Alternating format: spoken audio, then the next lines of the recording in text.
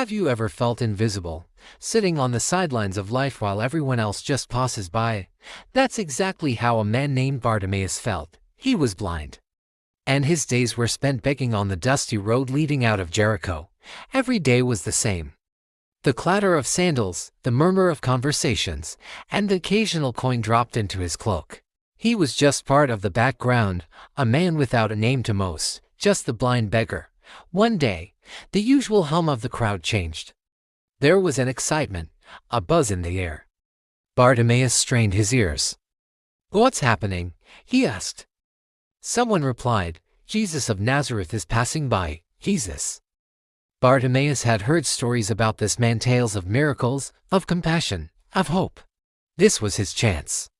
He couldn't see Jesus, but he could make himself heard. Summoning all his strength, he cried out, "Jesus, Son of David, have mercy on me." The people around him were annoyed. "Be quiet," they hissed, trying to silence him. But their attempts only fueled his desperation.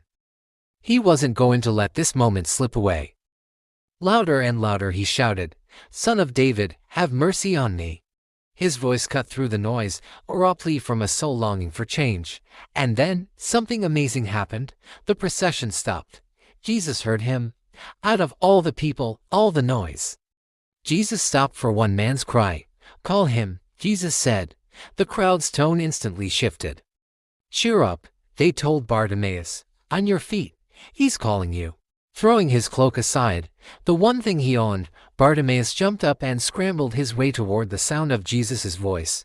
Jesus looked at him and asked a simple, yet profound question, "What do you want me to do for you?" He didn't assume. He invited Bartimaeus to voice his deepest desire. Without hesitation, Bartimaeus said, "Rabbi, I want to see."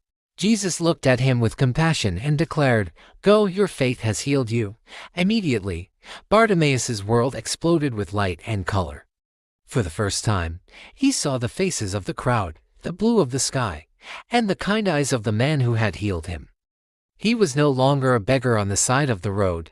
He was a witness to a miracle. And what did he do? He didn't run off to start a new life alone. The Bible says he followed Jesus along the road. His life forever changed. This story reminds us that no matter how invisible we feel, a cry of faith can stop heaven in its tracks. Thanks for watching. If this story touched you, please like, share, and subscribe for more content that inspires.